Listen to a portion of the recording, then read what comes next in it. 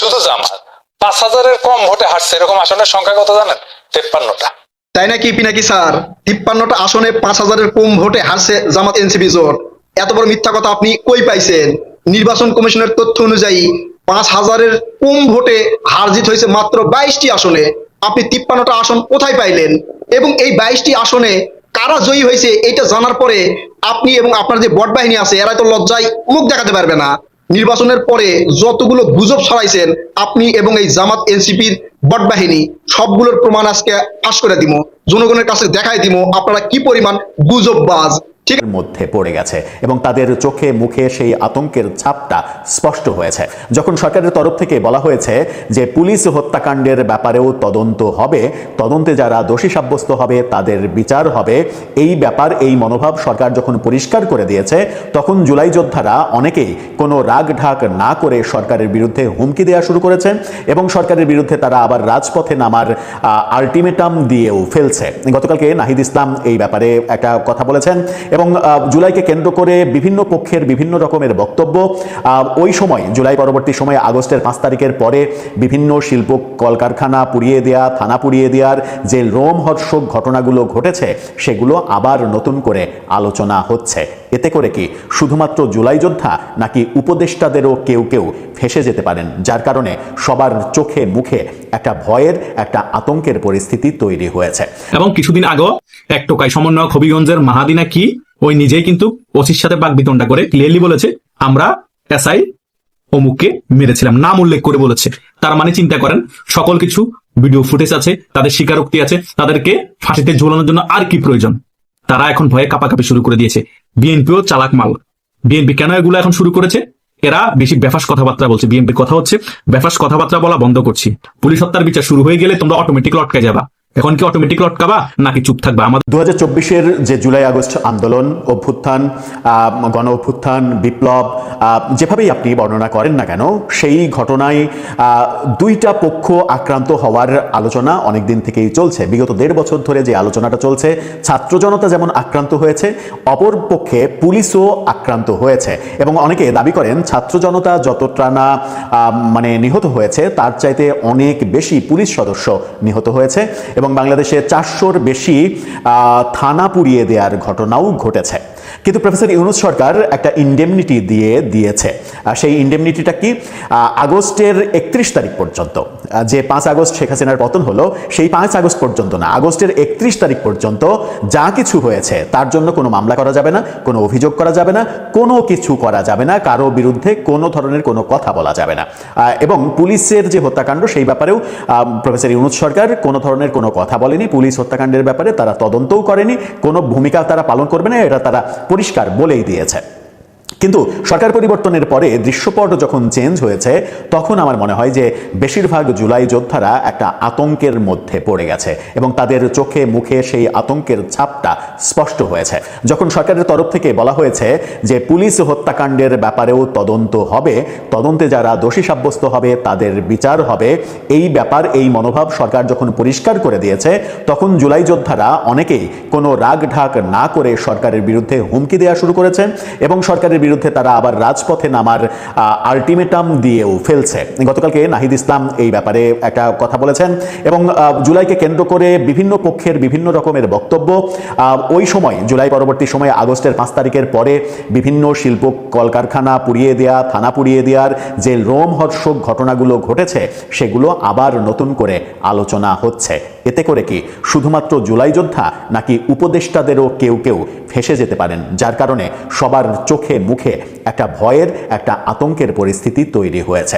আসলে আমরা সমাজে কোনটা চাই? আমরা কি সমাজে আইনের শাসন প্রতিষ্ঠিত হোক এটা চাই, নাকি এক পক্ষ আইনের শাসন পাবে আর এক পক্ষ বঞ্চিত হবে সেটা চাই?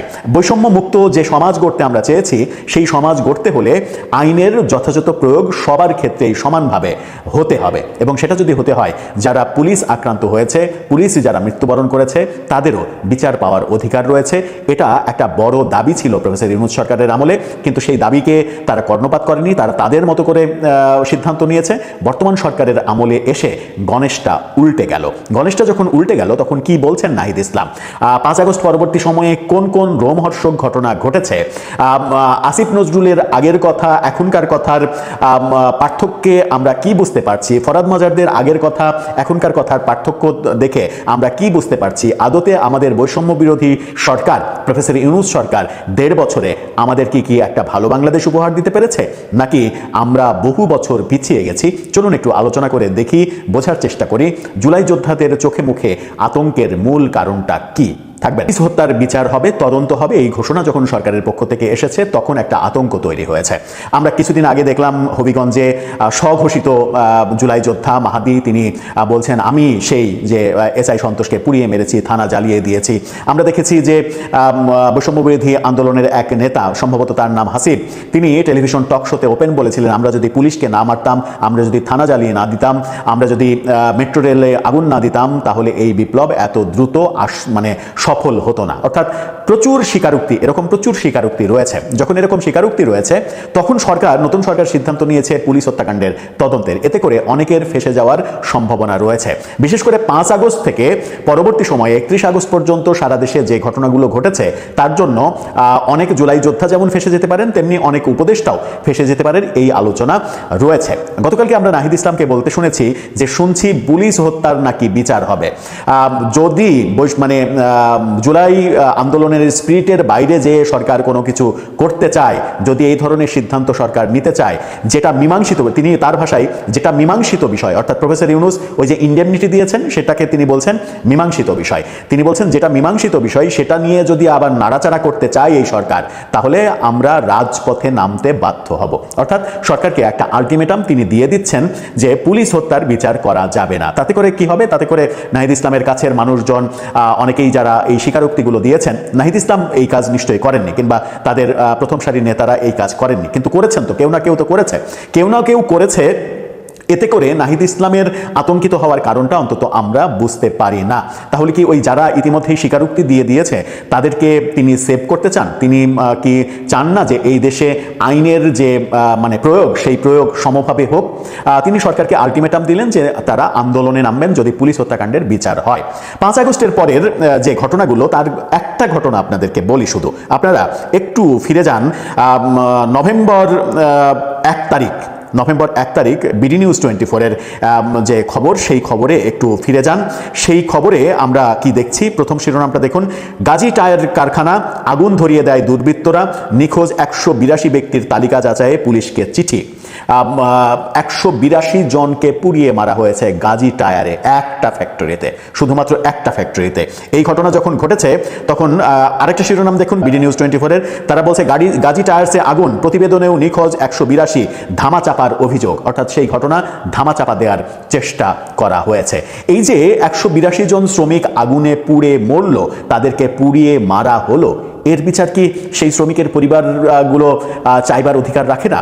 এই যে মানে সিরাজগঞ্জের এনায়েতপুরের যে থানাতে ইতিহাসের ন্যাক্কারজনক ঘটনা ঘটল 5 আগস্টে, থানার ভেতরে বহু পুলিশ সদস্যকে আটকে রেখে পুরো থানায় আগুন ধরিয়ে জ্বালিয়ে তাদেরকে পুড়িয়ে মারা হলো, এবং সেখানে একজন গর্ভবতী মা ছিলেন পুলিশ সদস্য, তাকে পর্যন্ত রেহাই দেয়া হয়নি, তার গর্ভের শিশু সহ তাকে পুড়িয়ে দেয়া হয়েছে।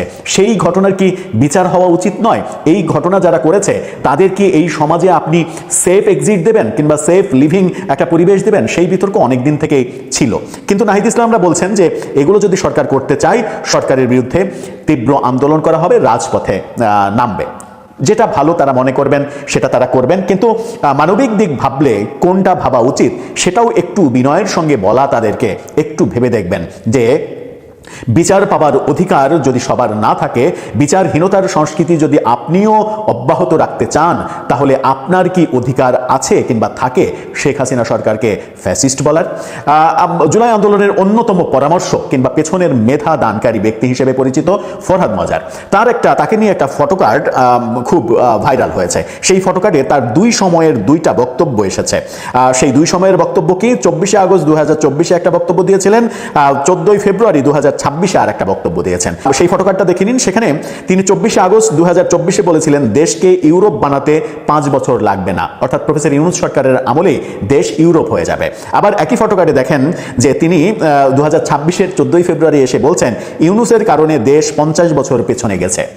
অর্থাৎ প্রফেসর ইউনূস সরকারের আমলটা কেমন আমল ছিল সেটা তিনি নিজেই এই এবছরের 14ই ফেব্রুয়ারি এসে সেটা বলে দিচ্ছেন। সেটা যখন বলে দিচ্ছেন তখন আমরা প্রফেসর ইউনূস সরকারের আমলের সব থেকে ধুরন্ধর এবং সব থেকে কৌশলী নিজেকে যিনি প্রধান উপদেষ্টার পদে নিয়ে যাওয়ার অনেক চেষ্টা করেছেন প্রফেসর ইউনূসকে রাষ্ট্রপতি বানিয়ে, সেই আসিফ নজরুল তার যে সেই পপুলার মানে ভিডিও যে হায়াল্লা খালেদ যে বলছিলেন তার একটু অংশবিশেষ দেখুন। একই ভিডিওর মানে কি বলবো ফ্রেমে আপনি এখনকার তথ্যটাও দেখতে পাবেন, যেখানে দেখা যাচ্ছে যে সেই মহান মানুষটা তিনি যা আগে বলেছেন সেই মহান মানুষটার বিরুদ্ধে অভিযোগ উঠেছে যে প্রতিজন বিচারককে বদলির জন্য তিনি 50 লাখ থেকে 2 কোটি টাকা পর্যন্ত নিয়েছেন। একটু দেখে আসুন, তার বক্তব্যটা শুনে আসুন, তার আগের বক্তব্য আর বর্তমানে দুদকে তার বিরুদ্ধে যত অভিযোগ উঠেছে, শত হাজার কোটি টাকা লোপাটের যে অভিযোগ উঠেছে সেটা কি মেলে? একটু দেখে আসুন। আমার মাঝে মাঝে দুঃখ লাগে এই দেশে যারা শাসক আছে, আহারে আপনারা কি দুর্ভাগা, কত মানুষের দোয়া পেতে পারেন, কত মানুষের মুখে হাসি পেতে পারেন। এই মানুষের দোয়া, মানুষের মুখে হাসি ফোটানো, মানুষের বুকের শান্তি, এইগুলির চেয়ে ধন সম্পদ প্রতিপত্তি অহমিকা এগুলি ইম্পর্টেন্ট কিভাবে? এই যে আমাদের প্রত্যাশা এবং প্রাপ্তির মাঝে একটা আকাশ পাতাল ফারাক তৈরি করেছে বিগত সরকার এবং জুলাই যোদ্ধাদের কাছ থেকেও তো আমাদের অনেক বেশি প্রত্যাশা ছিল যে তারা আমাদেরকে একটা নতুন বন্দোবস্ত দেবে, নতুন রাজনীতি দেবে, নতুন শাসন ব্যবস্থা দেবে, যেখানে আইনের শাসন যথাযথভাবে প্রতিষ্ঠিত হবে। যদি আপনি নতুন বন্দোবস্তই তৈরি করতে চান তাহলে আইনের শাসন যথাযথভাবে প্রতিষ্ঠিত করতে হবে। সমাজে অপরাধীকে অপরাধী বলতে হবে, নির্দোষকে নির্দোষ বলতে হবে। আপনি মানে এক পক্ষের বিচার হবে আর এক পক্ষের বিচার হবে না, আর এক পক্ষের বিচারের উদ্যোগ সরকার নিলে সেই সরকারের বিরুদ্ধে আপনি আলটিমেটাম দিবেন রাজপথে নামার কিংবা সরকারকে উচ্ছেদ করার। আপনি বলবেন যে এটা সেটেলড ইস্যু, এটা মানে সমাধান হওয়া ইস্যু, প্রফেসর ইউনূস সমাধান করে গেছেন। প্রফেসর ইউনূস সরকার কি রকম সমাধান করেছেন সেটা আসিফ নজরুলের এই বক্তব্যে যেমন প্রমাণ পেলেন, ফরহাদ মাজারের ওই 2 সময়ের 2 বক্তব্যে যেমন প্রমাণ পেলেন, তেমনি গাজী টায়ার একটা ফ্যাক্টরির কথা শুধু বললাম যেখানে 182 জন শ্রমিককে পুড়িয়ে মারা হয়েছে, তার বিচারের বও হয়নি, বিচারের বয়ের কাছেও প্রফেসর ইউনূস সরকার যায়নি। এটা কি বৈষম্যহীন বাংলাদেশ কিংবা এটা কি নতুন বন্দোবস্ত? এই নতুন বন্দোবস্তের স্বপ্ন কি আমরা দেখেছিলাম? সেই প্রশ্নটা অনেকে করছেন। দর্শক, আপনি কি ভাবছেন? আপনার ভাবনা কি? বিএনপি সরকার এসে পুলিশ হত্যাকাণ্ডের বিচারের তদন্তের নির্দেশ দিয়েছে এবং এই হত্যাকাণ্ডের বিচার হবে বলে মনে হচ্ছে। এই ব্যাপারটাকে কেন্দ্র করে আবারও কি জল ঘোলা হতে পারে? আবারও কি মাঠে নেমে সরকার পতনের আন্দোলন হতে পারে? এবং সেটা হলে কোন পরিস্থিতির দিকে যাবে, কারা কোন পক্ষে যাবে? আপনার মতামত জানিয়ে। শুধু জামাত 5000-এর কম ভোটে হারছে, এরকম আসনের সংখ্যা কত জানেন? 53টা। তাই নাকি পিনাকি স্যার? 53টা আসনে 5000-এর কম ভোটে হারছে জামাত এনসিপি জোট। এত বড় মিথ্যা কথা আপনি কই পাইছেন? নির্বাচন কমিশনের তথ্য অনুযায়ী 5000-এর কম ভোটে হার জিত হয়েছে মাত্র 22টি আসনে। আপনি 53টা আসন কোথায় পাইলেন? এবং এই 22টি আসনে কারা জয়ী হয়েছে এটা জানার পরে আপনি এবং আপনার যে বট বাহিনী আছে এরা তো লজ্জায় মুখ দেখাতে পারবে না। নির্বাচনের পরে যতগুলো গুজব ছড়াইছেন আপনি এবং এই জামাত এনসিপির বট বাহিনী, সবগুলোর প্রমাণ আজকে ফাঁস করে দিব, জনগণের কাছে দেখাই দিব আপনারা কি পরিমাণ গুজববাজ। ঠিক আছে, আপনার ফ্যান ফলোয়ার্স বেশি, আপনি মিথ্যা কথা বলছেন, দ্রুত বলছেন, সেগুলো ব্যাপক ছড়াই গেছে, কারণ মিথ্যা কথা বলতে তো সময় লাগে না। তো আপনার ভিডিওর ভিউ বেশি হয়েছে, লাইক কমেন্ট বেশি হয়েছে, বিভিন্ন গ্রুপ পেজে ছড়াই গেছে, কারণ আপনার জামাত শিবিরের বট বাহিনী আছে আপনার গুজবগুলো ছড়িয়ে দেওয়ার জন্য। আমার ফ্যান ফলোয়ার্স কম, সাবস্ক্রাইবার কম, হয়তো বেশি ভিউ হবে না, কিন্তু আজকের এই ভিডিও যারা দেখবে তারাই লাইক কমেন্ট করে এই ভিডিও ভাইরাল করবে এবং ফেসবুকে যারা দেখবে তারা ব্যাপকভাবে এই ভিডিও ছড়াই দিবে, ইনশাল্লাহ আপনার কাছে পর্যন্ত পৌঁছে যাবে। তখন লজ্জায় মুখটা একটু ঢাইকা রাখেন, মাস্ক পরেন, ঠিক আছে? তো এই যে পিনাকি ভট্টাচার্য স্যার যে বলছে 53টি আসনে 5000-এর কম ভোটে হারছে জামাত এনসিপি জোট, মানে বোঝানোর চেষ্টা করছে আর মাত্র 5000-এর মতো ভোট পাইলে জামাত এনসিপি জোট আরো 53টা আসন পাইতো। আসলে ঘটনা কি তাই? না, নির্বাচন কমিশন ইসির যে তথ্য সেই তথ্য মোতাবেক 22টি আসনে হার জিত হয়েছে 5000-এর কম ভোটে এবং সেই 22টি আসনের মধ্যে 11টি আসনে জামাত এনসিপি জোট জয়ী হয়েছে। 11টি আসনে, এমনও অনেক আসন আছে মাত্র 395 ভোট বেশি পাইয়া জামাত এনসিপি জোটের এমপি হয়েছে। আর বিএনপি এবং বিএনপির জোট মাত্র 9টি আসনে 5000-এর কম বেশি ভোটে জয়ী হয়েছে। তার মানে এই জামাত শিবির 11টি আসনে মাত্র 5,000 অথবা তার চেয়েও কম ভোটে জয়ী হয়েছে। বিএনপি আর একটু ভোট পাইলে তাহলে আরো এই 11টা আসন বিএনপির পকেটে ঢুকতো, ঠিক আছে? তখন তো আরো কান্নাকাটি করতো জামাত এনসিপি জোট। কোথায় কোথায় এই ধরনের ঘটনা ঘটছে সেটা কইতাছি। এই যে দেখেন, ঢাকা সহ চট্টগ্রাম সহ বিভিন্ন বাংলাদেশের বিভিন্ন জেলায় মাত্র 5,000-এর কম ভোটে 11টি আসনে জয়ী হয়েছে জামাত এনসিপি জোট, ঠিক আছে? আর বিএনপি জয়ী হয়েছে মাত্র 9টি আসনে। গুজব কম করে ছড়াবেন পিনাকি স্যার, কারণ আপনারা কইছিলাম আপনি যত মিথ্যা কথা বলবেন আমি কিন্তু কচ্ছপের কামড় দিয়ে ধইরা সেটা বের করে নিয়ে আসবো। এগুলো তথ্য বের করতে আমাদের সময় লাগে, আর মিথ্যা আর গুজব যারা ছড়ায় তাদের কিন্তু সময় লাগে না, হুট করে একটা মিথ্যা কথা কয়ে দিল সেটাই ছড়িয়ে গেল। এই তথ্যগুলো নির্বাচন কমিশন থেকে সংগ্রহ করছে রুমার স্ক্যানার। রুমার স্ক্যানারের বাংলা জানেন? গুজব স্ক্যানার, ঠিক আছে? তার মানে এই গুজব স্ক্যানার কিন্তু আন্তর্জাতিক সংস্থা, শুধু বাংলাদেশ না, বিশ্বের যে কোনো দেশের এই গুজবগুলো তারা স্ক্যান করে, ফ্যাক্ট চেক করে, সত্য কথাগুলো তুলে ধরে। শুধু এই মানে নির্বাচনের ফলাফল নিয়ে যে গুজব ছড়াচ্ছে তা না, তারেক রহমানকে নিয়েও কিন্তু এই জামাত এনসিপি জোট এবং পিনাকি ভট্টাচার্য স্যার মিথ্যা গুজব ছড়াইছে, সেগুলো প্রমাণ হয়েছে। এই যে দেখেন তারেক রহমান স্যার এই ভিডিওতে কি বলছে। 12 তারিখ পর্যন্ত আপনারা জনগণের পা ধরবেন, তারপরে বাকি পরবর্তী 5 বছর জনগণ আপনাদের পা ধরবে। এই ভিডিওতে কিন্তু শুনতে পাচ্ছেন, এটা হচ্ছে বট বাহিনীর একটা ফেসবুক পেজে পোস্ট করা হয়েছে। এই ভিডিওতে তারেক রহমান স্যার বলছে যে আপনারা 12 তারিখ পর্যন্ত জনগণের পা ধরবেন, আর আগামী 5 বছর জনগণ আপনার পা ধরবে। সেখানে সে লিখছে একটা দেশের প্রধানমন্ত্রী এই কথা কিভাবে বলতে পারে, ঠিক আছে? আসলে অরিজিনাল কথা তারেক রহমান স্যার কি বলছে সেটা আগে আপনাদের শুনাই নেই, ঠিক আছে? এই যে শোনেন। তাদের আরেক নেতা যার বাড়ি কিনা কুমিল্লা জেলায়, সেই নেতা কিছুদিন আগে তাদের এক দলীয় সমাবেশে বলেছে তাদের কর্মীদেরকে যে 12 তারিখ পর্যন্ত আপনারা জনগণের পা ধরবেন, তারপরে বাকি পরবর্তী 5 বছর জনগণ আপনাদের পা ধরবে। এখানে তারেক রহমান স্যার নির্বাচনী প্রচারণায় এই জামাতের এক নেতার উদাহরণ দিছে। জামাতের এক নেতা কইছিল যে আপনারা আমাকে এই 12 তারিখ পর্যন্ত যা জনগণের পা ধরবেন, আর জনগণ হাঙ্কেরে পা ধরবে 5 বছর। সেই উদাহরণটা কাটসাট কইরা এই জামাত শিবিরের বট বাহিনী সোশ্যাল মিডিয়ায় ছড়াই দিছে, সেটাও ধরা পড়ছে রুমার স্ক্যানারে, ঠিক আছে? এই ধরা পড়ার পরে জামাত শিবিরের যে বট বাহিনী আছে এই ভিডিও দেখার পরে তাদের তো লজ্জায় মুখ দেখানোর কোনো সুযোগ থাকবে না। আসলে তাদের লজ্জা কম, ঠিক আছে না? যারা মিথ্যা কথা বলে, গুজব ছড়ায়, আসলে তাদের লজ্জা কম, লজ্জা থাকে না। এই জন্য যতই সত্য কথা বলেন তারা লজ্জা পাবে না, তারা আবারও গুজব ছড়াবে, ঠিক আছে?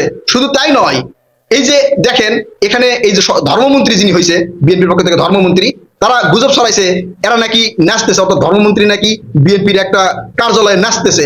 এই যে এই নাচের ভিডিও কিন্তু তারা সেখানে ছড়াই দিছে। আসলে এইটাও মিথ্যা কথা।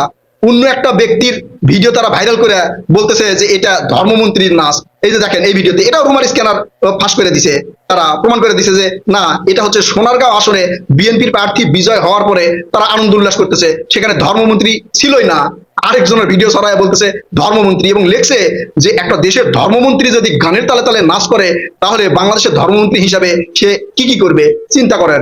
এটা হচ্ছে জামাত শিবির বট বাহিনীর কাহিনী, ঠিক আছে? শুধু এটাই না, অতীতের অনেক ভিডিওগুলা বর্তমানে চালাই দিচ্ছে। এই যে গণভোটের বিষয় যেটা আপনারা দেখছেন না, যে বিএনপি গণভোট মানে না, বিএনপির শীর্ষ নেতা আমির খসরু বলছে যে না গণভোট কিসের গণভোট, গণভোট মানি না। আজ এই ভিডিও এটা শোনেন, আগে শোনেন। গণভোট গণভোট বলে কিছু নাই, গণভোট বলে কোনো আলোচনার বিষয় না। এটা ওখানে এখানে বিএনপি নেতা আমির খসরু বলতেছে কিসের গণভোট, গণভোট নিয়ে কোনো আলোচনা নাই। এইটা যখন গণভোট নিয়ে আলোচনা হচ্ছিল অন্তর্বর্তীকালীন সরকারের সময়, মানে ডক্টর ইউনূসের সরকারের সময়, তখন তিনি বলছে যে গণভোট নিয়ে কোনো আলোচনা হয় নাই। তো তখন তো আলোচনা সমালোচনা অনেক চলছিল, কেউ গণভোটের পক্ষে যাচ্ছিল, কেউ বিপক্ষে যাচ্ছিল। পরবর্তীতে গণভোটের পক্ষে বিএনপি গেছে। এই আগের ভিডিওগুলো মানে ভাইরাল করে দিয়ে বলতেছে যে বিএনপির নেতা আমির খসরু এই যে গণভোট হয়ে গেছে এই গণভোট মানতেছে না। কিসের গণভোট বলতেছে? এটা হচ্ছে জামাত শিবির বট বাহিনীর মানে কীর্তি কাহিনী, ঠিক আছে? আগের ভিডিও এখন দিয়ে বলতেছে যে এইটা গণভোট মানতেছে না বিএনপি। বুঝতে পারছেন? এটা হচ্ছে জামাত শিবির বট বাহিনীর হাতিয়ার, গুজব ছড়ানো। ভিডিওগুলো ব্যাপকভাবে ছড়াই দিবেন, আরো আছে, আরো করছি, ঠিক আছে? এই যে আরেকটা ভিডিও দেখেন, এই ভিডিওতে একজন ট্রাক ড্রাইভারকে মারতেছে, ঠিক আছে? এখানে ছড়াই দিছে যে বিএনপির নেতাকে চাঁদা না দেওয়ায় ট্রাক ড্রাইভারকে মারতেছে। আসল ঘটনা কি জানেন? এটা আসল ঘটনা, এটাও রুমার স্ক্যানার ফাঁস করে দিছে। আসল ঘটনা হচ্ছে লেগুনার ড্রাইভার আর হচ্ছে ওই মানে ড্রাইভার, সিএনজি ড্রাইভার এটা মারামারি করতেছে। সিএনজি নিয়ে যাচ্ছিল, ওই সময় ওই মানে লেগুনার ড্রাইভার আসে বা ট্রাকের ড্রাইভার আসে ওই সিএনজি কে আঘাত করছে। যে ভিডিও করছে তার মুখে শোনেন কি বলে, শোনেন। তো গাইস আমাদের সিএনজি লাগাই দিছে, বুঝছেন? আমাদের সিএনজি মেরে দিছে। দেখছেন, শুনছেন? তার মানে এই সিএনজি কে লাগাই দিছে এই ট্রাক ড্রাইভার, লাগাই দেওয়ার কারণে এখন ওই সিএনজি ড্রাইভার নামে যা তারে মারতেছে, এটাও বিএনপির নেতারা চাঁদাবাজি করতেছে বলে চালাই দিচ্ছে। হ্যাঁ, ওখান থেকে কাটসাট করে নিয়ে এসে চালাই দিচ্ছে। ওই যে কিছুদিন আগে একটা ভাইরাল হয়েছিল না, যে লিঙ্ক দিন একটা কথা ছিল যে ভাই চালাই দেন, তো এরা খালি চালাই দিচ্ছে। এ হচ্ছে জামাত শিবির বট বাহিনী এবং পিনাকি ভট্টাচার্যের মিথ্যাচার। শুধু এটাই না, আরো অনেক গুজব ছড়াইছে, এরা অনেক গুজব ছড়াইছে। সেই গুজবগুলোর এক এক করে উত্তর দিবে ইনশাল্লাহ, আপনারা যদি আমার পাশে থাকেন। আমি তাদের এই গুজবগুলো আপনাদের সামনে নিয়ে আসবো, ওই গুজবের পিছনের সব সত্য কথাগুলো আপনাদের সামনে নিয়ে আসবো। পিনাকি ভট্টাচার্য স্যারকে কয়েকটা কথা কই। পিনাকি ভট্টাচার্য স্যার, দেখেন হাইরা গেছেন, মাইনা নিছেন, ভালো কথা, কিন্তু গুজব ছড়াচ্ছেন কেন? আপনি সত্য কথা বলেন, সমস্যা নাই, কিন্তু আপনি যখন মিথ্যা কথা বলবেন তখন আমাদের একটু বেশি কষ্ট হয়, কারণ ওই মিথ্যা কথাগুলোর পিছনে সত্য কথা কি আছে সেগুলো তুলে নিয়ে আনতে হয়। ঠিক আছে, তো এরপরে যত মিথ্যা কথা ছড়াবেন কচ্ছপের কামড় দিয়ে সেগুলো ধৈর্য বাইর করে নিয়ে আসা সত্য কথা জনগণের কাছে জানাই দিব। আজকের ভিডিও যেভাবে ভাইরাল হচ্ছে, সবার কাছে যাচ্ছে, আপনার কাছে যাচ্ছে, ভবিষ্যতেও সেগুলো মিথ্যার জবাব আপনি পেয়ে যাবেন ইনশাল্লাহ। বাংলাদেশ জিন্দাবাদ। কথা হবে নতুন কোনো ভিডিওতে, ততক্ষণ পর্যন্ত ভালো থাকবেন ইনশাল্লাহ। আল্লাহ হাফেজ। কিছুদিন যাবৎ পুলিশ হত্যার বিচার হবে, এই বিষয়টা যখন তুমুল আলোচনায় আছে, তখনই কিন্তু সমন্বয়করা ভয়ে কাঁপাকাঁপি শুরু করে দিয়েছে। অনেক টোকাই সমন্বয়ক বলা শুরু করে দিয়েছে, যদি পুলিশ হত্যার বিচারের তদন্ত শুরু হয় আমরা বিদেশ চলে যাব। এটা কে বলেছে জানেন? টোকাই সমন্বয়ক হান্নান মাসুদ, হাতিয়ার এমপি হয়েছে। তাদের এত ভয় কেন?